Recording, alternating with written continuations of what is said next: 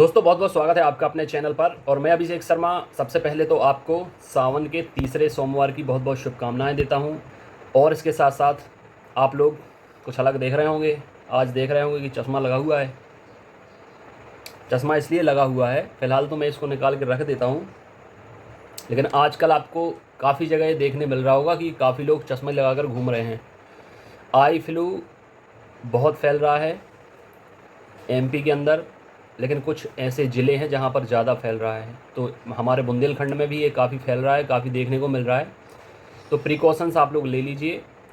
बाहर निकलते हैं तो चश्मे लगा कर रखें, सनग्लासेस लगा कर रखें। और इसके साथ साथ अगर आपकी आँखों में दिक्कत हो रही है, नहीं भी हो रही है, तो भी रात को सोने से पहले जो आई ड्रॉप आती है, चाहे पतंजलि की हो या कोई और आई ड्रॉप, आप डाल सकते हैं। एक्सपायरी डेट बस चेक कर लेना एक बार। और इसके साथ साथ सुबह जब आप उठते हैं तो ब्रश करने के बाद आँखों में ठंडे पानी के किंचे लगाइए। नहाते टाइम आँखें खोलिए पानी के सामने, उनमें पानी डालिए। ये क्या है कि गर्मी के बाद जो शरीर की गर्मी होती है कई बार आँखों से निकलती है, तो आँखें इतनी गर्मी सहन नहीं कर पाती, इसलिए लाल भी हो जाती हैं और तकलीफ़ भी देती हैं। तो ये सारी चीज़ें थोड़ी सी प्रिकॉशंस आपको रखनी है, बाकी कोई दिक्कत नहीं है, 2-4-5 दिन में सही भी हो जाती हैं। चलिए अब इस वीडियो में हम चर्चा करने वाले हैं, हम बात करने वाले हैं एमपी टेट वर्ग 1 यानी उच्च माध्यमिक शिक्षक का जो मुख्य एग्ज़ाम होने वाला है, जो मेंस एग्ज़ाम होने वाला है, चयन परीक्षा होने वाली है, उसके बारे में। चूँकि कई जगह ये देखने को मिल रहा है, टेंडर जारी किया गया है ईएसबी के द्वारा नई एग्ज़ाम एजेंसी को हायर करने के लिए। और काफ़ी मीडिया में भी ऐसी खबर आ रही है, काफ़ी चैनल ऐसी खबर दे रहे हैं, जिससे स्टूडेंट भ्रमित हो रहे हैं, थोड़ी से परेशान हो रहे हैं कि हमारा एग्ज़ाम 2 अगस्त से हो पाएगा या नहीं हो पाएगा। या एमपी पुलिस के स्टूडेंट भी थोड़ी से परेशान हो रहे हैं कि एग्ज़ाम हो पाएगा या नहीं हो पाएगा। तो देखिए मैं आपको बताऊं, अभी फ़िलहाल ईएसबी के बिल्डिंग के अंदर या उनके अधिकारियों के मन में क्या खिचड़ी पक रही है, ये तो वही जानते हैं कि अभी ये एग्ज़ाम एजेंसी किस लिए हायर कर रहे हैं। अगर सारा का सारा शेड्यूल पहले से फिक्स हो चुका है। हालांकि एडुकिटी जो कंपनी है, साई टेक करके जो एडिक्विटी कंपनी है, इस पर शुरुआत से ही ईएसबी ने शुरुआत से ही उसी से एग्ज़ाम कराए हैं। और इस एजेंसी पर शुरुआत से ही भर्ती परीक्षा में गड़बड़ी करने के, घोटाले करने के आरोप लगते आए हैं। कई जगह ये कंपनी ब्लैक लिस्टेड भी है, उसके बावजूद भी ये एग्ज़ाम करा रहे हैं, जिस वजह से पेपर भी लीक होते हैं। पेपर लीक होने के साथ साथ आंसर कीज़ भी लीक हो जाती हैं। और ये जो आपने पटवारी में देखा होगा, ये इसी चीज़ का नतीजा है कि ये कंपनी कोई अच्छी एजेंसी हायर नहीं करते हैं, जिसका सिक्योरिटी सिस्टम बहुत ज़्यादा स्ट्रॉन्ग हो, पेपर लीक ना हो सके, कहीं से कोई सेंधमारी ना हो सके। ये घटिया कंपनी को हायर कर रहे हैं, उसी से एग्ज़ाम करा रहे हैं। तो अब इतना बड़ा आंदोलन, इतना बड़ा विरोध प्रदर्शन हुआ है, तो कहीं ना कहीं इनके मन में, अगर अच्छी नीयत से ये कर रहे हैं तो कोई अच्छी कंपनी हायर करेंगे, लेकिन उसकी इन्हें मोटी रकम चुकानी पड़ेगी जो ये चुकाना नहीं चाहते हैं। और या फिर एक फॉर्मेलिटी होगी सबको दिखाने के लिए कि देखिए हमने टेंडर जारी किया है, हम काफ़ी गंभीर हैं, हम नई एजेंसी हायर कर रहे हैं। लेकिन ऐसा हुआ तो कई बार है, लेकिन वापस से टेंडर उसी कंपनी को, उसी एजेंसी को दे दिया जाता है जो बार बार एग्ज़ाम करा रही है। तो अभी ये देखने वाली बात होगी कि इस बार वही कंपनी फिर से टेंडर लेती है, उसी को टेंडर मिलता है, या कोई दूसरी एग्ज़ाम एजेंसी आती है एग्ज़ाम कराने के लिए।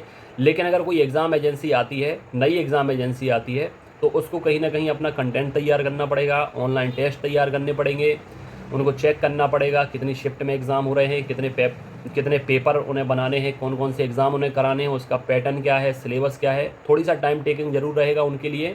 लेकिन फ़िलहाल आपके जो एग्ज़ाम हैं वर्ग 1 के, वो 2 अगस्त से होने हैं, एमपी पुलिस के 12 अगस्त से होने हैं। तो अभी ये 2 एग्ज़ाम तो बहुत नज़दीक हैं। अगर कोई नई एजेंसी इन्हें मिलती है, हालांकि 28 तारीख तक बताया गया है कि 28 तक तो इन्हें इनवाइट किया है एजेंसीज़ को, उसके बाद फिर बिड होगी, पता नहीं और आगे क्या क्या होता है इनकी फॉर्मेलिटीज़। तब तक 2 तारीख तो आ जाएगी।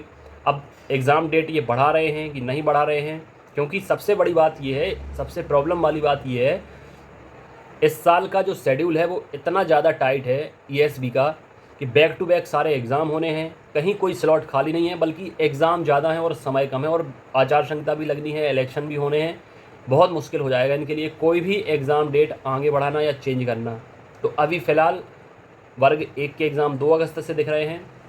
कम से कम 10 दिन तक तो ये एग्ज़ाम चलने ही चल रहे हैं, तो 8-10 दिन तो हर हाल में चलेंगे। लेकिन ऐसा होगा कि ये एक दिन में 2-2 एग्ज़ाम कराएंगे, और कई ऐसे सब्जेक्ट हैं जिनमें केवल एक शिफ्ट में पेपर होगा, तो एक दिन में 2 विषय के पेपर करा सकते हैं। तो 9 या 10 तारीख तक भी ख़त्म हो जाएंगे आपके वर्ग 1 के मेंस के एग्ज़ाम। फिर 12 अगस्त से आपके एमपी पुलिस के शुरू होंगे, 2 या 3 शिफ्ट में हर दिन इसके एग्ज़ाम होंगे, जो कि 1.5 महीने जितना पटवारी का एग्ज़ाम चला था 1-1.5 महीने तक एमपी पुलिस का चलेगा। लेकिन पटवारी में 12.5 से 13 लाख फॉर्म भरे थे, एमपी पुलिस में थोड़ी सी कम संख्या है फॉर्म की, लगभग 9 लाख फॉर्म भरे गए हैं, तो हो सकता है 1 महीने तक एग्ज़ाम चले। अब अगर ये एग्ज़ाम एजेंसी चेंज करके एग्ज़ाम कराने का सोच रहे हैं तो ये सब एग्ज़ाम पोस्टपोन हो जाएंगे, थोड़ी और आगे बढ़ जाएंगे। फिर वर्ग 2 का मेंस भी और आगे बढ़ जाएगा। अभी जो अक्टूबर नवंबर में संभावित है वो नवंबर दिसंबर में चला जाएगा। फिर वुमेन सुपरवाइज़र हो गया, वर्ग 3 हो गया और एमपीएसआई हो गया, ये दिसंबर जनवरी तक भी जा सकते हैं, क्योंकि वर्ग 3 भी बड़ा एग्ज़ाम होगा, एमपीएसआई भी बड़ा एग्ज़ाम होगा। तो डिसाइड इन्हीं को करना है। ऊपर से ने क्या ऑर्डर मिल रहे हैं। अभी ग्रुप 4 का एग्ज़ाम हुआ है, वो तो उसी एजेंसी ने लिया है जिसने पटवारी का लिया था। जो भी होगा अपडेट आपको बहुत जल्दी चैनल के माध्यम से मिल जाएगा। मैं आपको फटाफट बता दूंगा कि अब आगे क्या होने वाला है। लेकिन वर्ग 1 के जितने भी कैंडिडेट हैं या एमपी पुलिस के जितने भी कैंडिडेट हैं, प्रिपरेशन अपनी डेट को मानकर ही चलिए कि उसी डेट से आपके एग्ज़ाम होंगे। बल्कि यही मानकर चलिए कि पहले दिन आपका ही एग्ज़ाम होगा, ये मानकर आप लोग प्रिपरेशन करें। 2 अगस्त से वर्ग 1, 12 अगस्त से एमपी पुलिस, ये मानकर चलेंगे तो आपकी प्रिपरेशन बहुत बेहतर हो जाएगी। फिर अगर डेट बढ़ती है तो उसका लाभ आपको ज़्यादा मिल जाएगा। अब मैं आपको बता दूं कि प्रिपरेशन कैसे करनी है। मैं खास करके अभी वर्ग 1 वालों को बता देता हूं, जितने भी स्टूडेंट जुड़े हुए हैं, क्योंकि अब कहीं ना कहीं मुझे ये मैसेज आने लगे हैं उनके कि नर्वसनेस हो रही है, उन्हें नर्वसनेस हो रही है, घबराहट हो रही है, थोड़ी सी दिक्कत हो रही है। तो मैं आपको बता देता हूँ, सबसे पहले तो आपको काम एंड कूल रहना है, पेशेंस रखना है। मैं आपको बता देता हूँ अब प्रिपरेशन कैसे करनी है, जो बाकी 1 आध सप्ताह बच रहा है उसमें। सबसे पहले तो सुबह से उठिए, जितने बजे भी उठना है। अगर लेट नाइट पढ़ाई करते हैं तो आराम से उठिए, कोई दिक्कत नहीं है। उठने के बाद बढ़िया अच्छे से आप लोग पहले पढ़ाई करने के लिए रेडी हो जाइए। फिर कम से कम 3 घंटे, 2 से 3 घंटे, अगर 8 बजे भी आप रेडी होते हैं तो 8 से 11 बजे तक कंप्लीट रिवीजन कीजिए। अगर कोई टॉपिक तैयार नहीं हो पाया है, कोई चैप्टर तैयार नहीं हो पाया है, तो 8 से 11 सुबह, क्योंकि मन बहुत अच्छा लगता है और सुबह से कोई काम वाम ज़्यादा रहते नहीं हैं, तो 8 से 11 तक अपने जो टॉपिक छूटे हैं उन्हें कंप्लीट कर लीजिए। जो चीज़ समझ नहीं आ रही है वो पढ़ लीजिए या रिवीजन कर लीजिए। इसके बाद फिर लंच वंच कर लीजिए, नहा लीजिए, जो करना है आप लोग कर लीजिए। दोपहर में एक ऑनलाइन टेस्ट लगाना है आपको, एप्लीकेशन के अंदर ऑनलाइन टेस्ट है, उससे प्रैक्टिस कर सकते हैं। ऑनलाइन टेस्ट से आपका टाइम मैनेजमेंट हो जाएगा। ऑनलाइन टेस्ट में जो कई बार बनते हुए क्वेश्चन बिगड़ जाते हैं, तो क्या गलती से बिगड़ जाते हैं वो आपको पता चल जाएगा। कम से कम 1.5 से 2 घंटे आपको टेस्ट लगाना है, तो 12 से 2 भी कर सकते हैं, 1 से 3 भी कर सकते हैं। इसके बाद फिर आपको 1, 1.5 या 2 घंटे का लेना है ब्रेक, टोटल ब्रेक लेना है, सोना है। अगर लेट नाइट पढ़ते हैं तो दिन में सो लीजिए, तो आपको रात में जागने में आसानी हो जाएगी।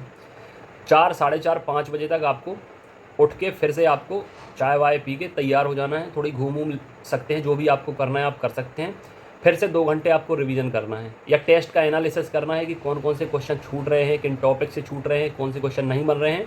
उनका एनालिसिस करने के बाद उन क्वेश्चन को अच्छे से याद कर लीजिए। उसके बाद उस टॉपिक को अच्छे से पढ़िए जिनसे क्वेश्चन बन नहीं रहे हैं अगले 2 घंटे में, 7 से 9।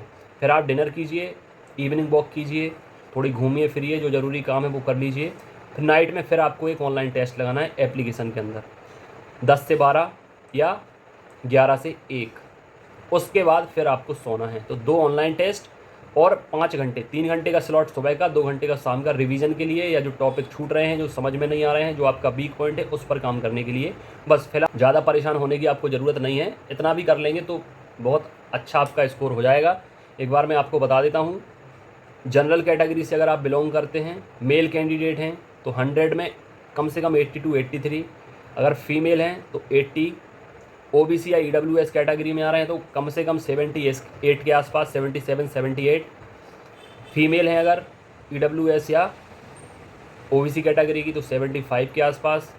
SC ST हैं तो 70+ आपको हर हाल में चाहिए।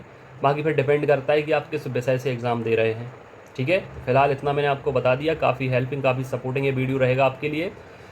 बाकी जितने भी अदर एग्ज़ाम हैं उनकी प्रिपरेशन हम 1 तारीख से शुरू करने वाले हैं, वर्ग 1, वर्ग 3 हो या महिला सुपरवाइज़र हो। अभी फटाफट आकर जुड़िए आप लोग, बहुत सारे लोग जुड़ते चले जा रहे हैं, क्योंकि मैंने कल और परसों वीडियो डाला था। तो अभी आकर आप लोगों को जुड़ना है। मैं डेमो दे दूंगा नोट्स का, सिलेबस क्या रहता है, पैटर्न क्या रहता है उसका, और 1 आध ऑनलाइन टेस्ट भी आपको PDF फॉर्मेट में दे दूँगा। उसको पढ़िए, देखिए, समझिए कैसे प्रश्न आते हैं, मेंटली प्रिपेयर हो जाइए। फिर हम आपकी प्रिपरेशन 1 तारीख से शुरू कराएंगे। इस वीडियो में इतना ही। अपनी सेहत का ख्याल रखें। God bless you, take care.